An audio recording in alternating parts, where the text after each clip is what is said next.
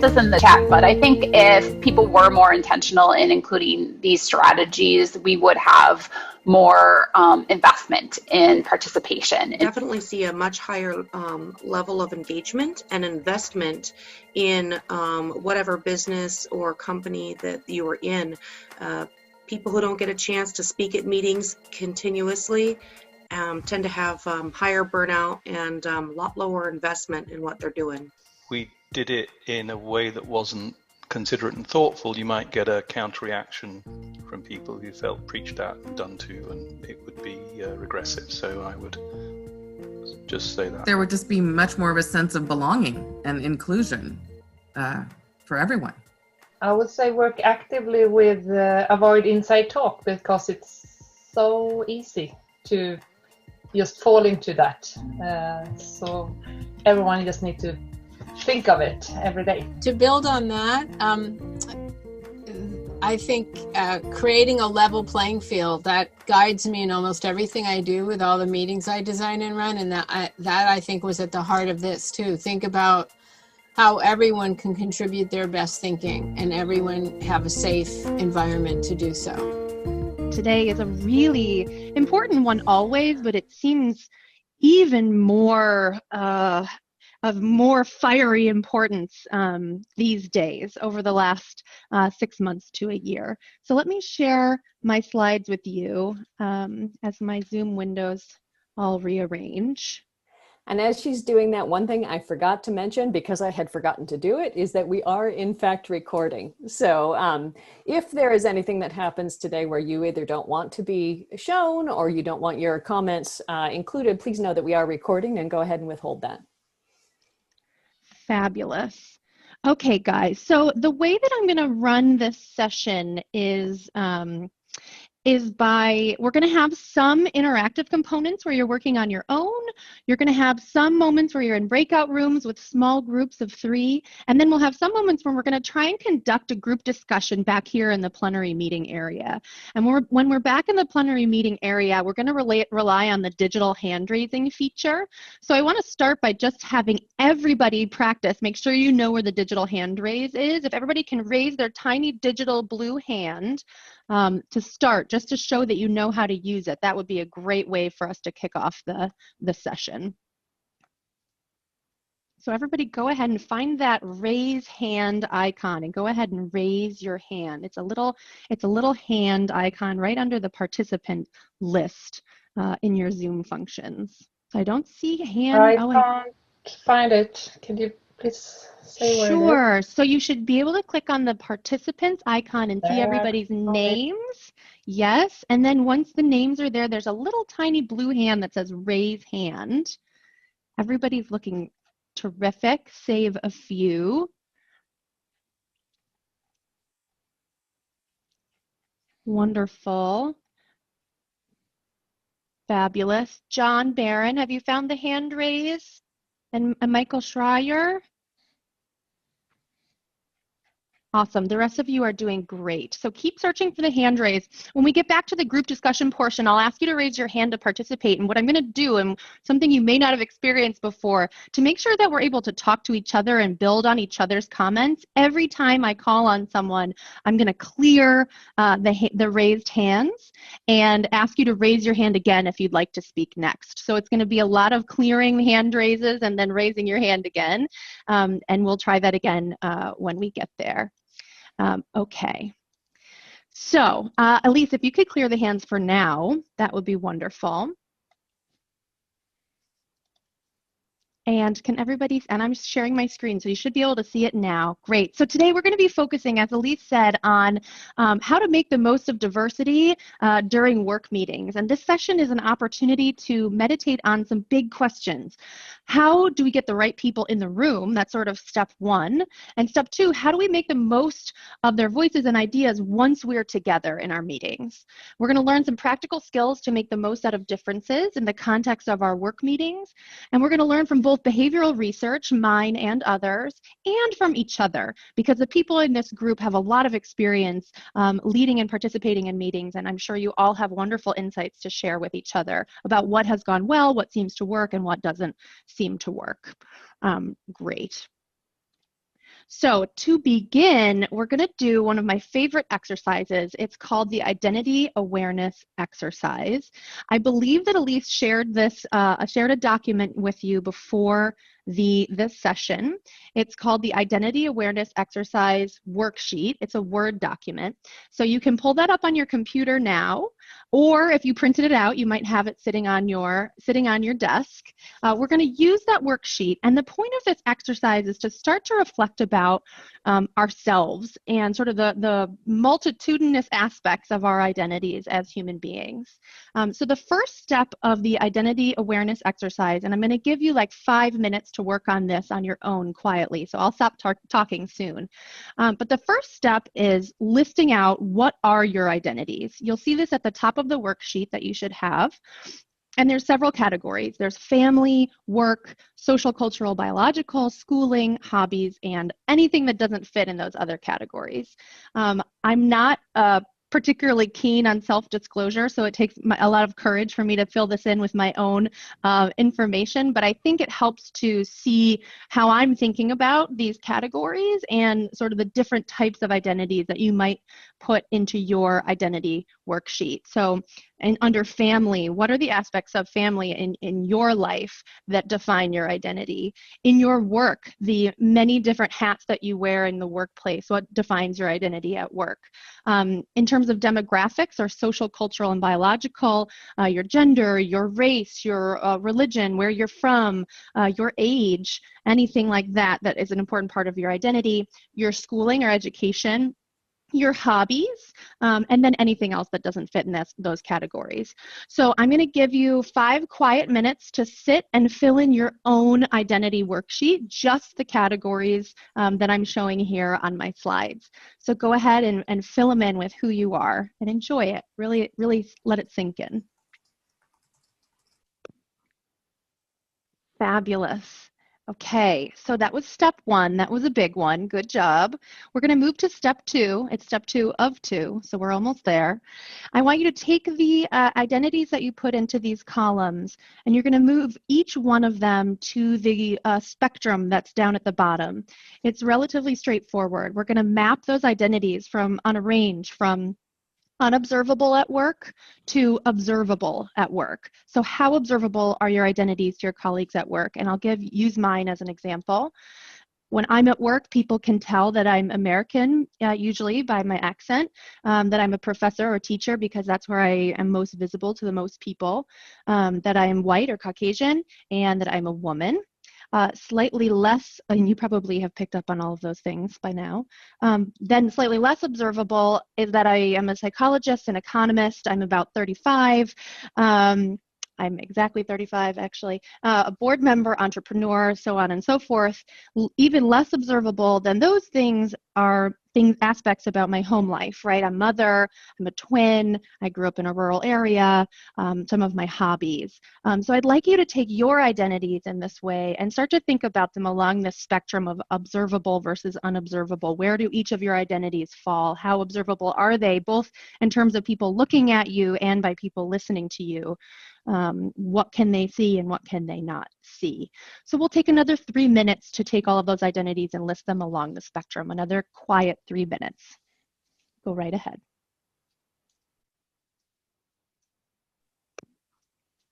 Thank you so much for engaging in this exercise, everybody. I know that these questions are can be a little bit sensitive and very private, so thank you for engaging with me. The first step in reflecting about diversity is thinking about, wow, how the sort of multitudes of the plurality of the identities that lie within each human being. So that starts with yourself.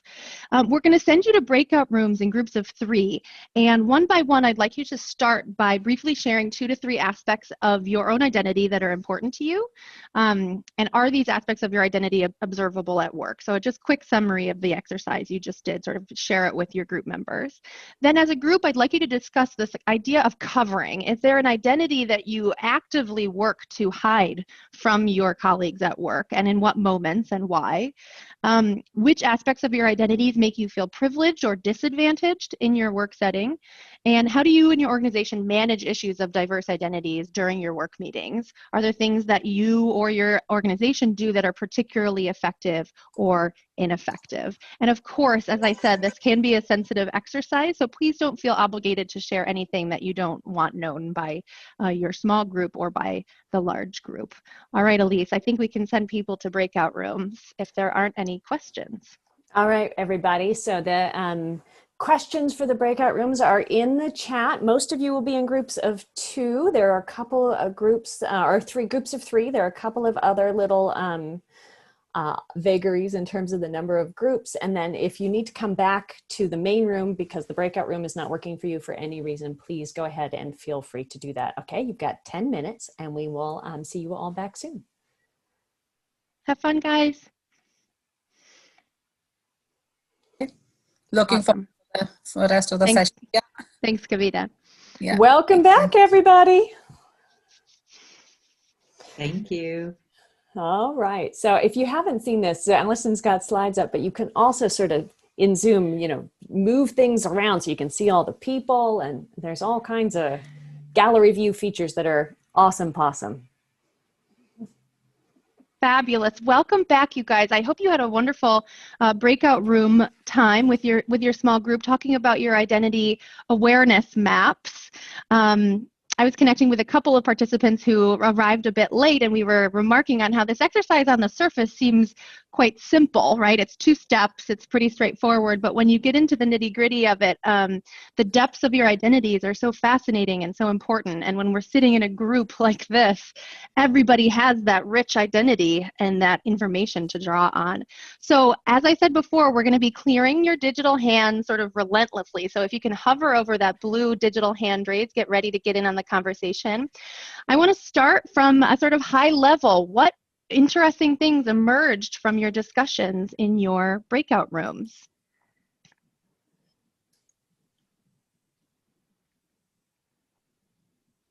I know your heads are probably reeling from these interesting discussions, but what are sort of the high level takeaways? Wonderful. I see Nancy, who's in Massachusetts near me, and I'm in Boston. Nancy, what were something that emerged during your discussion? Thanks. I was with Amy and Rebecca, and one thing we all discovered is that we all have very progressive values and care deeply about the upcoming election and the outcomes. And so we talked about to what extent do we hide that predilection or that feeling from work people versus family. And what was really interesting to me, anyway, I don't know, Rebecca and Amy, if you feel this way too, is that most of us felt we could share it more in work and less in our families. So that was just one thing I thought, wow, that says a lot. Do you work at an organization where most people share your views, political views? I'll ask Rebecca that question because I've worked for organizations like all kinds, and I'd say most do, but not all. So I have to hide it from a lot of my clients. Rebecca, you want to chime in? Sure. Yeah, I work for the Washington State Department of Commerce, and about 80% of the work that we do is around social safety net services, reducing homelessness, ensuring equitable access to broadband. And then we also do economic development, and we're really committed to an equitable economic recovery. So for me to talk about my political views outside of the work conversation is, I mean, we all share a lot of really common viewpoints, not the same in my family. So yeah, it's just really interesting working in state government. Not everyone, but a lot of people share more progressive points of view. This is fascinating. I think a lot of people have this experience where many of their family members don't share their political views, and it can lead to a lot of conflict and awkwardness and not sure what you're allowed to talk about or not talk about, or topic avoidance. Is anyone on the call, do you have that experience in the work context where you feel like you're surrounded by people who don't share your views and you find yourself sort of censoring yourself or hiding that aspect of your identity? Chris. Yes, so I am an independent consultant who works with a variety of clients, and I think I'm very politically active and progressive and spending a lot of my time right now on this. And I think actually many of my clients may share my perspectives, but I feel like I'm fighting very hard to not be bringing that forward because it doesn't feel professional for me. But it is really almost everything I'm doing outside of work. So I feel like I'm, just shutting down a big part of my identity right now, when I show up for work. How does that feel? Do you think it influences the way that you think and behave, are able to perform your job? Absolutely. Yeah. I feel like I have a little bit of a muzzle on at the moment.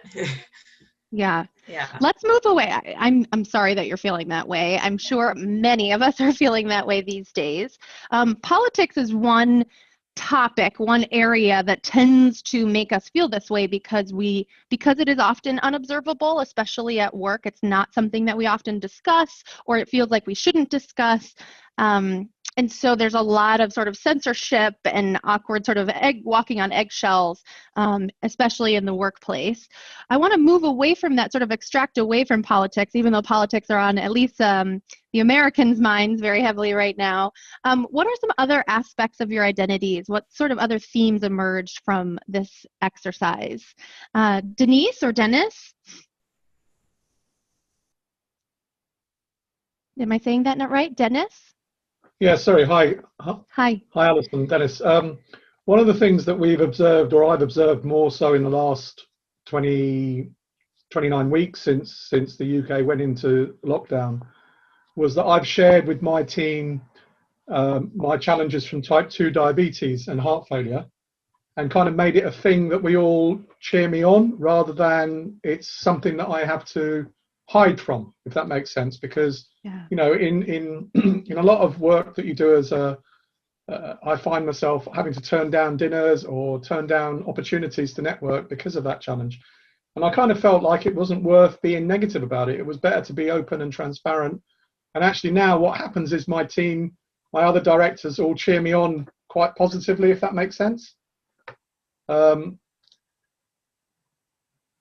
cheer me on, they talk about it, we cheer each other on. If I've done a 5K in the morning before our team call, everybody gets wowed about it, because it's kind of like, we're not hiding from it anymore. And in today's world, we can't, because if my life is always, I've got 110% on virtual calls all the time now, and I don't meet anybody physically, then that's the only way you can share a little bit of yourself. And it is uncomfortable for some people. Dennis, this is an amazing point, and we're going to get to this idea of what we reveal to our coworkers. What information do we talk about? What these choices are hard, right? That you're exactly right. What you decide to share, when you do share it, it's the only way to get social support about it. And yet at the same time, there's this sort of conflict of keeping things private and versus sharing, and what is appropriate, inappropriate, et cetera, especially when it comes to health challenges. I'm so sorry you've been struggling with those health issues, but it's so heartwarming, and you're getting lots of hearts from other participants. Even sharing that here is so brave. So I think we should give some happy fingers to Dennis for sharing that even on this call. And I'm really glad that you're finding that sense of community is helpful and making it more of a celebration than a sort of sad, negative thing. Kate Gibson's had her hand up for a while. Hi, Kate. Hi. Yeah, I wanted to add, first of all, Dennis, that was wonderful. Thank you for sharing. I was on the breakout room with John, and he mentioned that he's agnostic, and I happen to be Christian. I think regardless of where you fall, I think religious beliefs, whether you do or don't believe, can be a really difficult thing to share. Maybe you feel like you can't share, you don't want to. For me, I am Christian and I work in science. And it is a topic that can be, I think I do sometimes hide it because there's fear that people might view me in a certain way, being someone who works in science. So I think no matter where you fall, it can be a difficult thing to bring in the workplace. Absolutely. Kate, thank you for sharing. Like Dennis, that's a difficult thing to share in any forum. And I love this tension, this distinction that you're drawing between sort of religion and science. And we know that theoretically, but in the practice of day-to-day life, of moving from different areas of your life to work and thinking about what am I allowed to talk about, what am I not allowed to talk about, what's optimal to talk about, what's not optimal to talk about. These little minor moment-to-moment choices are very difficult, very, very hard. Thank you for sharing. Steve, let's do you as the last comment, and then we're going to move ahead. Thank you. I wasn't sure if you'd put my hand down, or it happened by accident. Sorry if I've dragged this on. So there's the where I come from and what I would like to share, but I kind of take a different view about it, and it's the environment I create in which other people feel able to share. And I think that's actually a bigger deal for me. I come from a background in a youth of being somewhat judgmental. I'm trying to grow out of it. And now I found through relationships in life and everything that curiosity and lack of judgment, if you work on it, make a world of difference, because the virtue signaling that goes on in terms of how great I am, how right on I am is quite straightforward. But getting the liberal or the conservative or the religious person or the gay man or woman, whatever people may not want to talk about or may want to talk about, the environment you can create by being genuinely unjudgmental and curious is more maybe the biggest bit. Steve, you're almost bringing me to tears. It's so beautiful. Even opening with this very self-aware disclosure that you felt like at one time in your life you were judgmental and are trying to grow out of it. I mean, it's so refreshing to hear that level of self-awareness. I think particularly maybe even from like a dignified older white man, like it's really incredible to hear that. So thank you for sharing. What a great transition to the next segment of our session. Thank you all for sharing and for engaging in the identity awareness exercise. I hope you continue to ruminate about it for the rest of the day. You're welcome to take that exercise to your workplaces and use it in your meetings. I highly recommend it. So for the next segment of our session, we are going to do I'm going to talk a little bit about some of the research about diversity and inclusion, these sort of big, broad concepts. I want to bring it down to earth and focus specifically on some very specific things. And so let me share with you. I'm just going to talk at you for a little bit. I apologize, but we're going to be interactive again in a moment. Okay, so diversity research. I actually am not a diversity researcher. Gasp. I am actually a psychologist and an economist. I study the psychology of conversation. And of course, anytime you think about conversation and how to converse more effectively, demographic diversity and the differences that everyone has inside immediately becomes relevant, right? So how do we converse with people who are similar to us and people who are different from us. And so there is diversity themes throughout my work, but really I focus on the psychology and economics of conversation. So let me share a little bit about diversity research here. Diversity can be beneficial. And that's the politically correct stance to take. It's also true to some extent. Being in the presence of, there's one example from a colleague of mine, Sam Summers. He's a professor at Tufts. He ran this study using juries, so people just watching trials and making decisions about whether people are innocent or guilty. And what he did is he manipulated the racial mix of the people on the jury. And what he found is that being in the presence of different races improved cognitive processing for minority and majority group members. So even just having one or two Black jury members on the jury, even the white jurors made fewer cognitive errors, fewer mistakes in their decision making and convictions. So actually being in a mixed group changes the way that we think and behave, and in this case for the better. We also know that demographic diversity can improve information exchange and creativity. So I think you've talked about this in this series of lectures before. This is almost like definitional about diversity, right? If we know different things, we can, as a group, know more things. Right? So when we're brainstorming, if our primary goal of a meeting or a conversation is to brainstorm and come up with lots of options, then even definitionally, trying to get as much information from each mind, from each person in the group is going to help us create more creative ideas. Managing diversity is difficult in practice. So difficult that this is where the controversy comes in, right? This is why and this is sort of sounds like not politically correct, but why diversity can get a bad rap, and you can't just be like, yay, yes, let's be more diverse, because managing diversity is difficult in practice. There are lots of interpersonal misunderstandings when people are different. We fail to develop psychological safety in our work meetings or in our groups. Like Steve was saying earlier, he's working so hard to create the environment where you can capitalize on diverse views, but we often fail to do that. And so we aren't able to exchange sort of asymmetric information and ideas that each person has, because we can't get past that feeling of awkwardness, or that we're different, or that we disagree. So we're going to be working on strategies here today that can help us overcome those. Often there's negative emotional experiences when you're in a diverse group, right? So people might feel anxious just being in the presence of people who are quite different from them, or they might be anxious about offending people, right? Like you don't want to say or do the wrong thing to make someone feel offended. And then these things can lead to disagreement, conflict, polarization, or simply failing to capitalize on our asymmetric knowledge.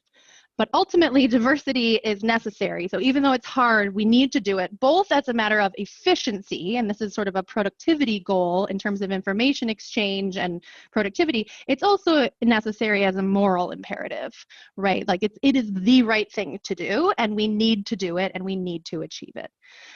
So diversity is only beneficial when it's managed well. This is easier said than done. What does it mean to manage diversity well, and how do we achieve sincere productive inclusion during our work meetings? It's one thing to say that you are going to be inclusive. It's another thing to actually change your behaviors to achieve it. So I'm going to suggest three very clear, precise strategies today. I'm going to talk a little bit about the research behind these strategies, and then we're going to have another breakout room to talk about whether you already do these things, or maybe you can start doing them, and how you think you might be able to implement them. Okay, so what can we do in our meetings to overcome the barriers and tap the value of our differences? All of those beautiful differences that we talked about in the identity awareness exercise. What works? So I'm going to share with you three research-based strategies. This is based on my own research that is ongoing. The first is using eye gaze to empower voice. Eye gaze is a difficult thing to enact on virtual meetings because everybody's looking at everybody. But private messaging actually does a similar function. It's using your eye gaze to make someone feel seen. And just sending a private message can do a similar thing, where you're like, hey, I see you. I like your plants, and I'd like to hear what you have to say. Second strategy is revealing your own failures. Steve gave us a really good example of that in practice, where he admitted, hey, look, I used to be judgmental, and I'm trying really hard to not be judgmental going forward. That's a powerful thing. It brings us all closer together. It makes us feel comfortable being vulnerable. That's psychological safety in action. And then avoiding inside talk. I'll talk a little bit more about what I mean by inside talk a bit later, but especially in the presence of outsiders who have no idea what you're talking about, inside talk is very pervasive, very common, and it feels more exclusive than we intend it to feel. Okay, so a little bit of detail about each of these strategies. The first is about eye gaze to empower voice. So when we think about work meetings and we think about tapping the power of our diverse perspectives, as a conversational researcher, I immediately start thinking about airtime. Who's speaking? Who are we hearing from? Are we taking turns? Are we hearing from everybody to get the power of what's in their brain? Otherwise, they're just sitting there, and we're not getting that productivity from them. There's a little bit of research showing that equitable airtime sharing is better for the collective intelligence and productivity of the group. That's great, yes. Aiming for the goal of equal airtime from every group member is a virtuous goal. It's better than not aiming for equitable airtime, although it doesn't quite capture the nuance, I think, of how group conversation works. In a group, you want to be hearing from the right people at the right time. So there are at times some people do have more expertise than others. And what we're really trying to avoid is not hearing from the people who have good ideas when they want to voice those good ideas, because they feel somehow invisible or excluded, or like they're not welcome to share their ideas. And so when you start thinking about this idea of airtime sharing and how do we hear from the quiet members of the group to tap their wisdom and knowledge, I think a lot of people are like, oh, well, I'll just ask them, right? Like I'll just blurt out to them, hey, Tom, you've been quiet during this meeting. Like, tell us your good ideas. What's hard about cold calling, though, is it puts people on the spot at the wrong time. They might not have something to add at that moment. Tom, I'm sorry if I terrified you there. And they might have something really valuable to add at another time. So what we love about this idea of eye gaze is that it's much more subtle. By just making sure you make eye contact with people, it makes them feel included and seen so that they feel empowered to speak up when they actually do have something to add to the discussion. So let me tell you a little bit about our methods. We use qualitative interviews, online surveys, a computer simulated conversation app, which is pretty great. I'm going to show you that in a moment. And then also live face-to-face conversations of group meetings where we manipulated whether people were told to look at certain group members or not. And so here's a little screenshot I'm showing you on my slides now of what the eye gaze app looked like. You can see we're able to manipulate aspects of the group members' identities like gender and race. I know we're much more than just our gender and race, but here we're manipulating gender and race. We also can manipulate their name and their status. So here I'm labeled as CEO. That was a generous turn of events from one of my PhD students. And then there's some other people in the group. We also can manipulate, so in real time, this is like I'm watching a movie. The person with the speech bubble is the person who's talking, and that changes over time. And then the yellow bars show you where everybody's eye gaze is directed, and you can control where their eye gaze is directed over time. And so using this game and then actually studying real meetings of real people interacting with each other, we're able to find that eye gaze, especially from the high status group members, and that includes whether it's your job title or your gender or your race. It conveys attention, listening, and care just by looking at people, and it decreases feelings of ostracism. I think many of us on this call have probably been in a meeting where no one's looking at you and you start to feel invisible and you're like, am I even supposed to be here? And so you're less likely to speak. But eye gaze, even from one other person, can make you feel empowered to speak. So eye gaze empowers people to speak, especially when they have something valuable to add. So it's a very simple thing, but I think it's one of those things that we can all work on to do a little bit better. I think it applies outside work meetings too. When we're interacting with people in the world, just like make sure that you look at them. We're all human. We want to feel human. We want to feel seen. And eye gaze has the power to do that. Alison, it looks like Kristen's got a question. Oh, I love that. Thanks, Elise. Hi, Kristen. So when you're talking about eye gaze, do you just mean like over the course of any meeting that you're in, you should be trying to make eye contact with everybody, whether or not they're speaking, whether just as a noticing? It's just a notice. That's exactly right. I love that description. Just a noticing. And when you start to think about it as a tool that you can leverage to achieve this sort of voice empowerment thing, you'll start to think in a more fine-grained way. Should I be make sure to look at them when they're speaking? Should I make sure to look at them when they're not speaking? Can I just catch their gaze for a brief moment and smile or wink or something to make them see like, oh, I notice you. I think this idea of noticing is very powerful. Yeah. Thank you. Yep. Patty has a question too. Patty? Yeah, sorry about that. I finally found the hand feature. Yay! So in meetings, I'm very noticing of people's facial expressions. Mm-hmm. So how does that fit into your meeting? So if I'm looking at somebody and I have a furrowed brow versus looking at them, with a smile on my face, how does that impact the dynamic you're talking about, and how do you account for that? So you're already going a step beyond what we've really even been researching, which is thinking about how your own facial expressions interact with your eye gaze and the empowering effect of eye gaze. I would love to find out. I suspect that a supportive, positive emotional expression is even more empowering than a negative one, but both are likely to have this effect of, hey, I notice you, I see you. And that's really sort of step one, is make sure that no one there feels totally invisible. That's step one. And then step two, if you can get better at it, I'd love to find out what makes some people good at. Maybe a furrowed brow is equally effective or even more so for empowering voice. We haven't studied that yet, but I'd love to find out. Yeah, because it's all those nonverbals that we're all trained to, look for that made me think of that. But thank you. Yeah, you're welcome. Pay attention to.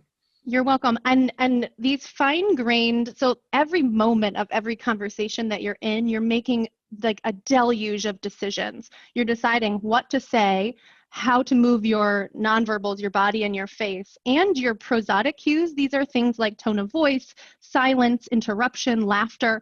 We're making this like hundreds of decisions at every moment of every conversation, and science is only just beginning to uncover how all of those content cues interact with each other.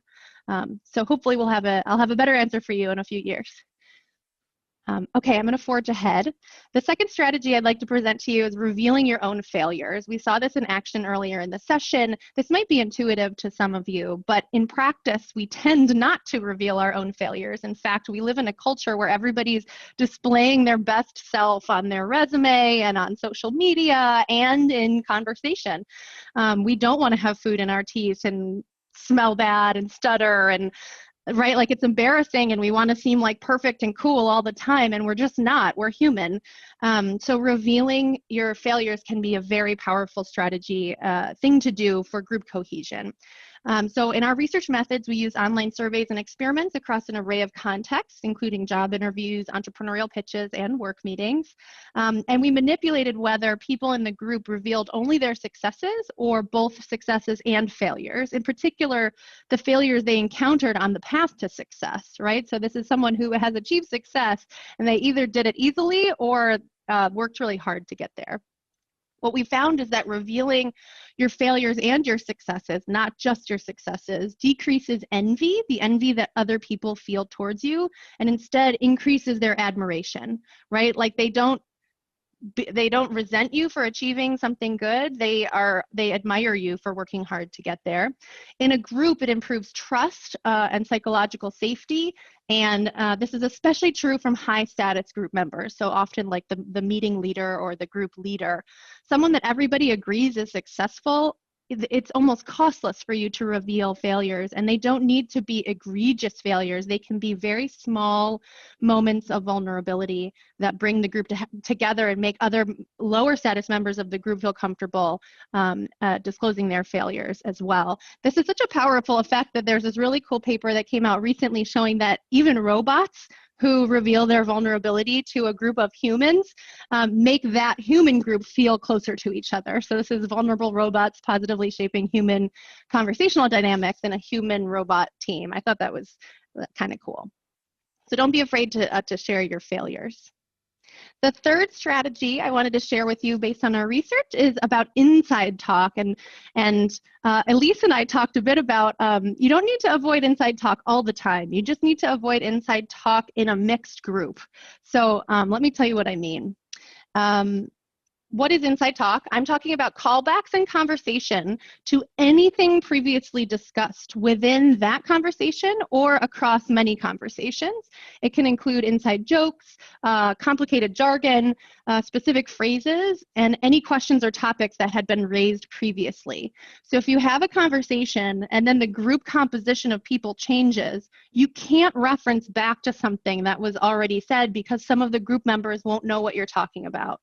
It leads to confusion and like a broken shared reality. Also, what we find in this research, we've been using online surveys and experiments in groups.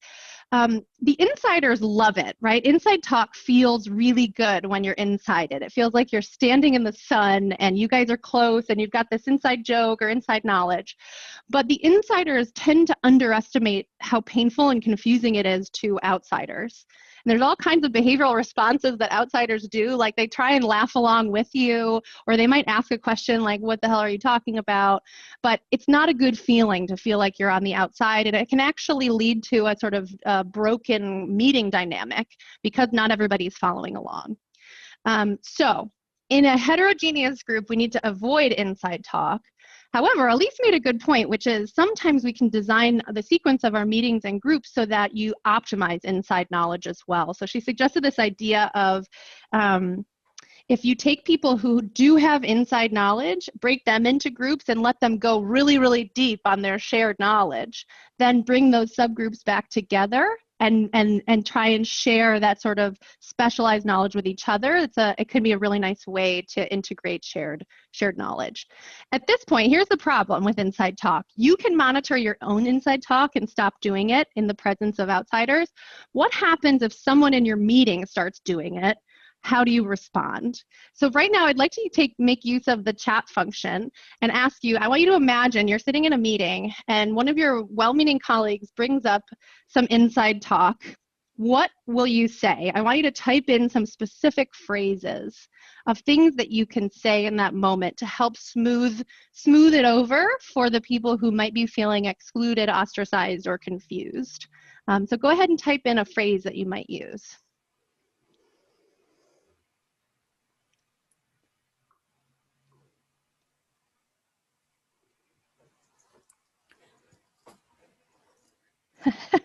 Nancy, I like that secret decoder ring. That's good.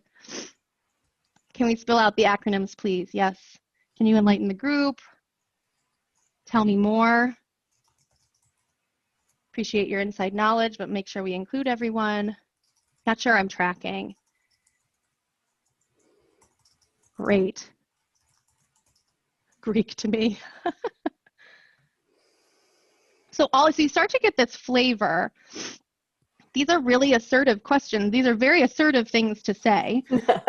You don't hear people say them very often, actually, because they are very assertive things to say. But you'll notice that many of them are questions, like, please explain what you're talking about. And you may, even if you're an insider, that's really the best position to be in to ask these assertive questions, right? Like, I understand what's happening, but I think some people in the group may not. Can you give a little bit of context for those who may not have been there the first time, right? So trying to sort of smooth it over. I love that you're dreaming big about asking these types of questions, but when it comes to push comes to shove, we often just tend to like brush it off and laugh. So I challenge you to be brave in those moments and make sure that you actually do say these things. You'll be a really valued group member for doing it. Okay, I'm going to forge ahead. In summary, we talked about 3 research-based strategies: eye gaze, revealing your failures, excuse me, and avoiding inside talk. We're going to send you back to your breakout rooms, and I would love for you to discuss if you've used any of these strategies, if you've noticed any of your colleagues using these strategies, and then turn to each other and think about other fine-grained strategies that you can use in your work meetings that seem to work well for tapping diversity, or that you've tried and don't seem to work well. We'll let you be in these breakout rooms for, let's say, Elise, what do you think, 7 minutes? We can do that for sure. And for the most part, you're going to be in the same groups you were in before.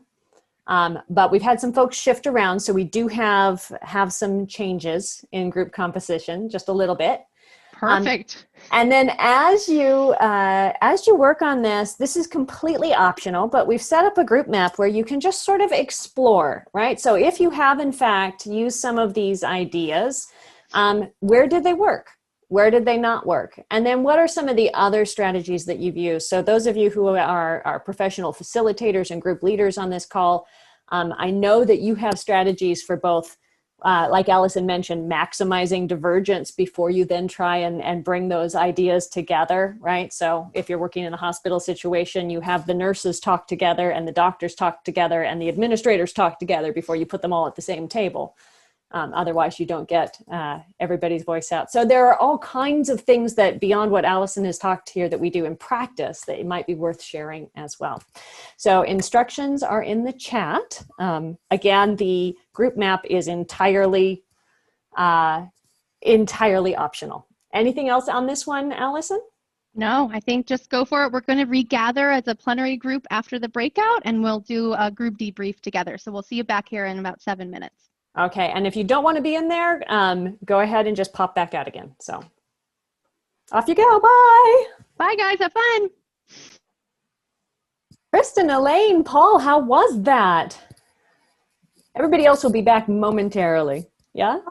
It was amazing. That was Yeah. very good. I actually dumped out. I didn't mean to do that. I saw the message and I clicked on the wrong thing and then basically, yeah, and I popped out. So one of the questions I'm hoping we can get to at some point is, how, let's say if you don't have a very diverse group to begin with, how can we start getting and achieving some of these results, even though we don't have that really diverse group, so to speak, already, but I'd like to, work on our results and trying to get more inclusiveness and open perspective and ideas. And how do we get Paul has perfectly anticipated where this discussion was going to go a little bit. The whole design of, thank you, welcome back from the breakouts, guys. The whole design of this session has focused on what can we do once we are together with a diverse group of people. But there is a huge challenge that comes before that step, which is how do we get a diverse group of people into the room? How do we get the right people together for our meetings to be able to tap that diversity? So thinking actually about the gateway versus the pathway. Largely in this session, we focus on the pathway. How do we include many voices during our work meetings? But the gateway is just as challenging. How do we get diverse perspectives into our organizations and into our work meetings? I'm going to table that idea for a moment. We're going to get there in just a few minutes. But for now, I want to debrief the conversation you just had in your breakout rooms. So how did that go? What's on your minds? What things emerged about the 3 strategies that I presented to you, or other strategies you'd like to voice to the group that seem to work well or not well? Let's get those digital hands in the air. And I think we have time for maybe 1 or 2 comments. So if you also want to do that in the chat, that'd be great, because we are just right at the very end of our time today. I knew it. I knew it. Yeah, I know. I'd love to hear from 1 or 2 voices.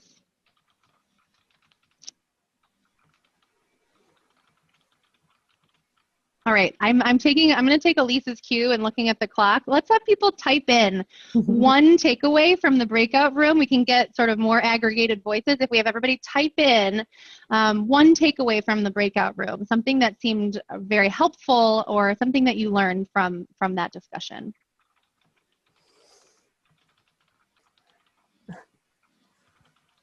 How to replicate eye contact in a virtual context. And I think, Alison, you talked about that a little bit. It's hard, but you talked about using private chat.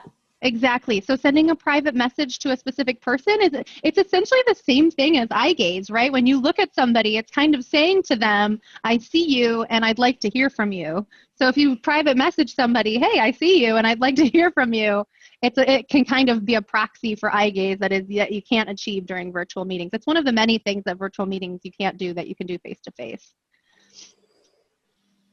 Oh, I love that, Nancy. To work on complex contexts that move beyond just gender and race. Yeah, much of our public rhetoric around diversity focuses so much on race and gender, and yet we're different in so many ways beyond just race and gender.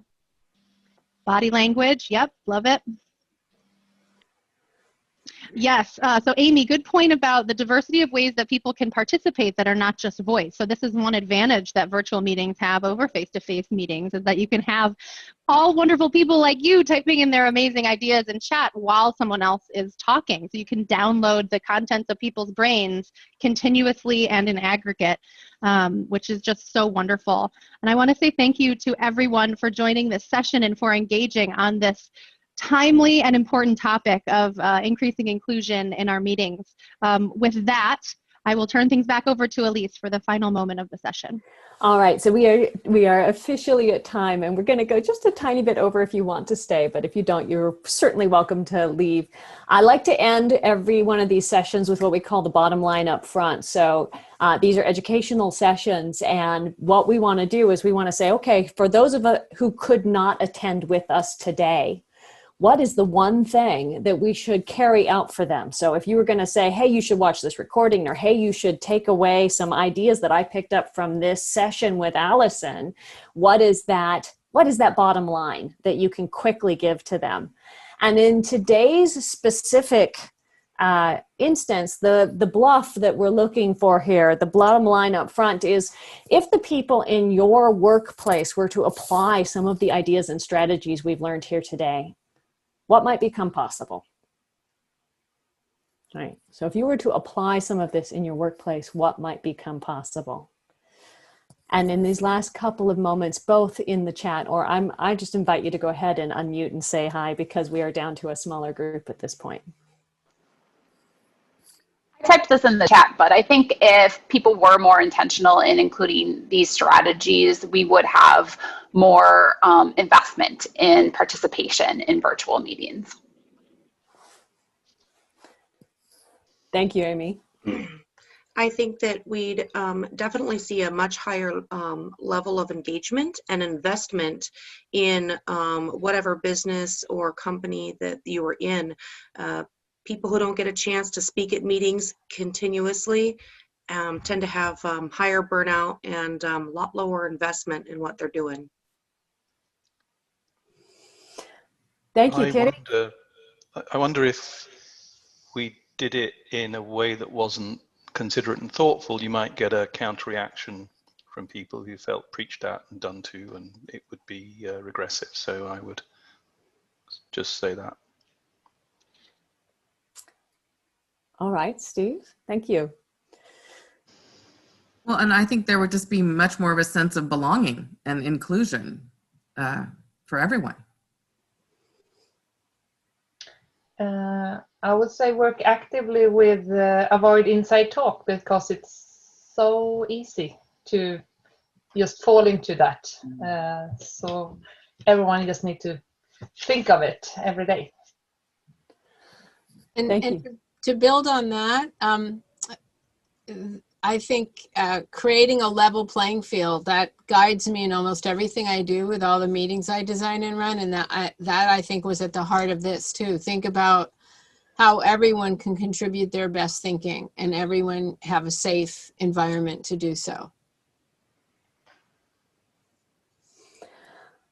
All right, thank you so much. I hope that we and you, as ambassadors of learning and inclusive, go out and actually do some of that, right? Like bring that and make that possible in your organizations. To aid in that going forward afterwards, I will send a copy of the recording and the slides, so you'll get those by email soon. Those are part of our ongoing course, so if you haven't already, we invite you to join in there. We'd also love your feedback, so there's a feedback form available, also coming in the email. And then if you found this useful and you found these kinds of insights helpful, this is again one of 10. Our next event in this series is how to design great meeting experiments with Dr.